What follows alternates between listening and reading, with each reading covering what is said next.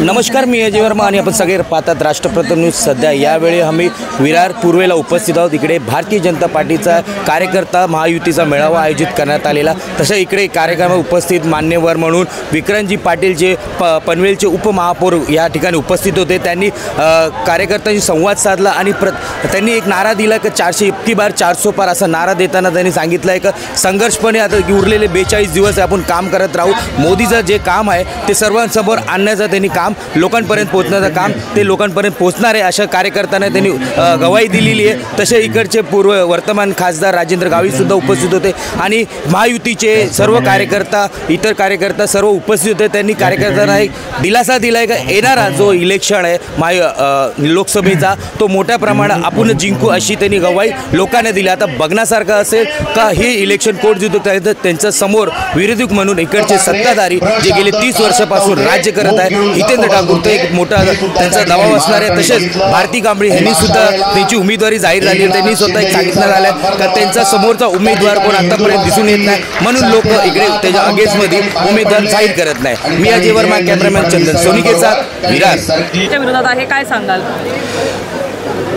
संपूर्ण देशभरामध्ये आज जे वातावरण आपण बघतोय त्याचीच प्रचिती पालघरमध्ये पुन्हा एकदा आली।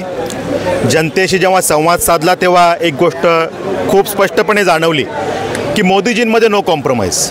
या देशाचे पंतप्रधान नरेंद्रजी मोदी पुन्हा एकदा व्हायला पाहिजेत आणि जगाचा सन्मान जो आज भारताचा सन्मान जो संपूर्ण जगामध्ये वाढलेला आहे त्याचं त्या ठिकाणी श्रेय आज नरेंद्रजी मोदींचं आहे आणि त्यामुळे आज जनतेच्या हृदयामध्ये मोदीजींनी स्थान प्राप्त केलेलं आहे। आणि त्यामुळे जनता क्लिअरली हे सांगते, स्पष्टपणे सांगते की आम्हाला मोदीजींना त्या ठिकाणी मतदान करायचं आहे आणि आम्हाला या नालासोपाऱ्यामध्ये आत्ता आम्ही उभे आहे, आम्ही त्या ठिकाणी विरारमध्ये उभे आहे। या ठिकाणी आमची जी काही लीड मागच्या वेळेला 25,000ची होती ती आम्हाला यावेळेला 75,000पेक्षा पुढे घेऊन जायची आहे। ही भावना जनतेची आहे, त्यामुळे लोकांनी ठरवलेलं आहे। त्यामुळे आज या ठिकाणी विरोधकांची जी काही आघाडी आहे आणि त्यांची जी काही भ्रष्टाचाराची मालिका आहे या सगळ्यांना लोक आता कंटाळलेली आहेत आणि त्यामुळे त्यांची विश्वासार्हता संपलेली मंडळी एका बाजूला आणि प्रचंड विश्वासार्हता असलेले आदरणीय मोदीजी दुसऱ्या बाजूला। त्यामुळे ही निवडणूक मोदीजी वर्सेस भ्रष्टाचारी मंडळी, मोदीजी वर्सेस निष्क्रिय मंडळी, मोदीजी वर्सेस या महाराष्ट्राला आणि देशाला लुटणारी मंडळी अशी ही निवडणूक आहे। आणि त्यामुळे विरोधक कोण आहे हा प्रश्न खूप गौण आहे। लोकांना मोदीजींना मतदान करायचं आहे आणि प्रत्येक सीटवर महाराष्ट्रात 48 सीटवर मोदीजींसाठी लोक मतदान करण्यासाठी आतुर आहेत। एक प्रश्न, काल जेव्हा महाविकास आघाडी घोषित नहीं हो पाया है अपने क्षेत्र से, इस कुछ रीजन निवडणुकी के इलेक्शन के जो स्टेप्स है उसके हिसाब से महायुति के पूरे कैंडिडेट्स डिक्लेयर हो रहे हैं। पहले 3 स्टेप थे, उसके कैंडिडेट इमीडिएट डिक्लेयर करने थे, वो हुए, काम में लग गए, प्रचार शुरू हो गया।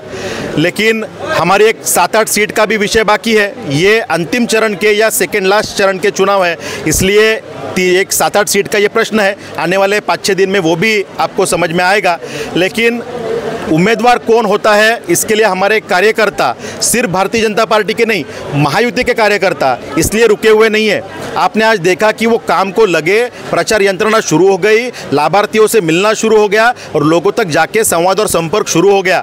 और इसलिए कैंडिडेट कौन होगा ये तो एक फॉर्मेलिटी है, बाकी हमारे लिए तो कैंडिडेट आदरणीय नरेंद्र जी मोदी है। सर, एक प्रश्न, महाविकास आघाडीचे जे उमेदवार आहेत भारती कांबळे त्यांचं असं म्हणणं आहे की उमेदवार जाहीर होत नाही कारण माझ्या टक्करचं कोण मिळत नाही आणि 4 पार पण करू शकणार नाहीत महाराष्ट्रामध्ये, त्याबद्दल काय सांगाल? बघा कसं आहे की प्रत्येकाला असं वाटत असतं की माझा प्रभाव खूप जास्त आहे।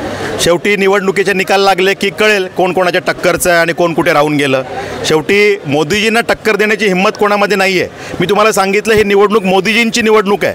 ही निवडणूक कुठली लोकल विषयावरची निवडणूक नाही आहे। देशाच्या कल्याणाचा विचार कोण करू शकतात त्यावेळेला जेव्हा चेहरा समोर येतो राहुल गांधी की नरेंद्र मोदी तर साहजिक प्रत्येकजण म्हणतो की नरेंद्र मोदी। आणि त्यामुळे काँग्रेसचीही लोक आता मोदीजींना मतदान करायला लागलेली आहेत। ज्यांना थोडासा सेन्स आहे अशी विरोधी पक्षाची मंडळीसुद्धा म्हणतात की ठीक आहे पक्ष वगैरे सगळं ठीक आहे, आमची परंपरा पिढी एखाद्या पक्षात गेली पण देशाचं कल्याण कोण तर नरेंद्र मोदी। ही भावना आहे आणि त्यामुळे रिझल्टमध्ये आपल्याला ते दिसेल।